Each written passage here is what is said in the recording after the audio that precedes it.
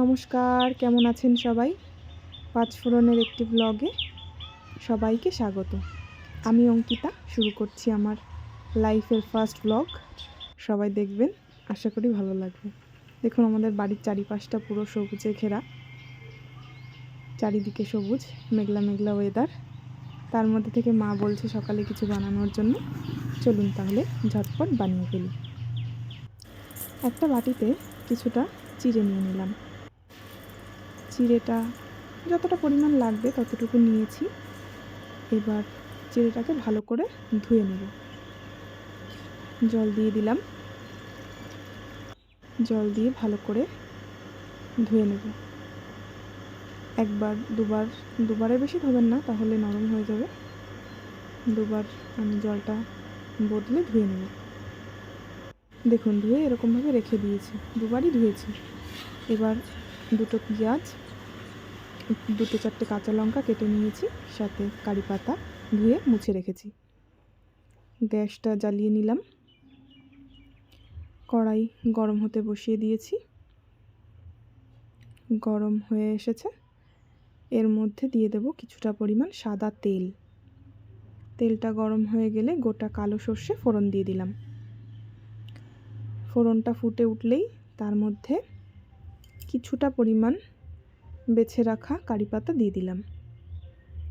কারি পাতাটা ফুটে উঠেছে, এবার পেঁয়াজ দিয়ে দিলাম।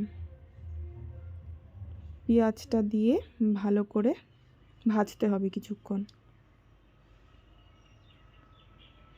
ভেজে নিচ্ছি, পেঁয়াজটা নাড়িয়ে নিচ্ছি, দলা দলা হয়ে আছে, ছাড়িয়ে দিলাম। এবার এর মধ্যে কিছুটা পরিমাণ কাঁচা লঙ্কা দিয়ে দিলাম।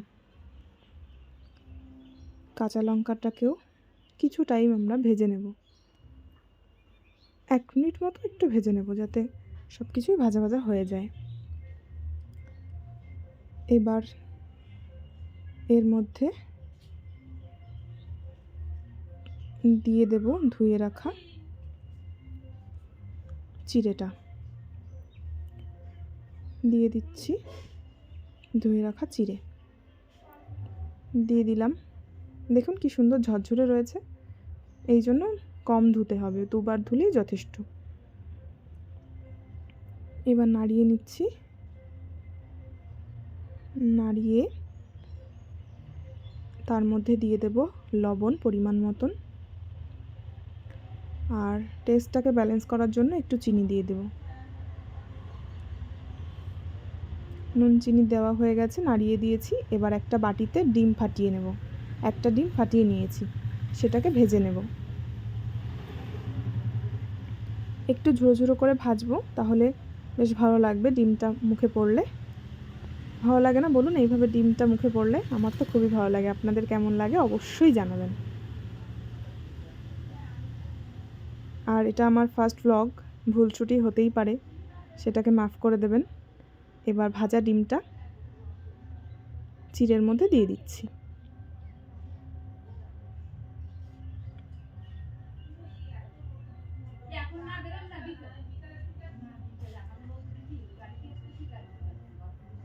ভাজা ভাজা হয়ে গেলে নুন চিনিটা একটু দেখে নিতে হবে ঠিক মতন আছে কি না। এবার কিছুটা টাইম ভাজা ভাজা করে নেব, 2 মিনিট মতো ভাজলেই হয়ে যাবে, বেশি ভাজবেন না, তাহলে নরম হয়ে যাবে। আর কিন্তু কোনো কিছুর প্রয়োজন নেই এতে, নুন চিনি সব কিছু ঠিক আছে, না জলেরও কোনো প্রয়োজন নেই।